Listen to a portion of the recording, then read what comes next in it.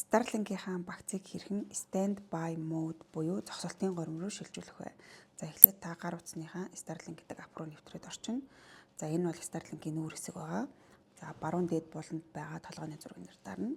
Subscription гэдэг дээр дарна. Service plan буюу одоо энэ бол active гэдэг нь идэвхтэй байгаа таны багцын одоо үйлчилгээ. За энэ дээр дарна. За тэр хамгийн доор байгаа pause current service гэж байгаа. За энэ дээр дарна. За тэнгуүт тэр доор slide to confirm гэдэг ишээ баруун тишээ олсон сум байгааз. За энэ сумыг ингээд тултал нь чирчин.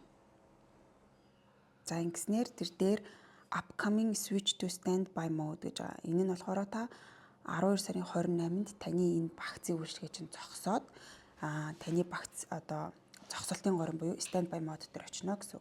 За service plan дээр хэрвээ яаж харагдах вэ гэвэл standby mode pending гэж харагдана гэсэн. Тэгэхээр таны багц чинь 12 сарын 28-нд зогсоод standby mode дээр очино гэсэн. За энийгээ буцаа гэвэл keep current service гэдгээ standby mode дээр очихоос өмнө дараад зогсоох боломжтой. За ингэж standby mode руу шилжинэ.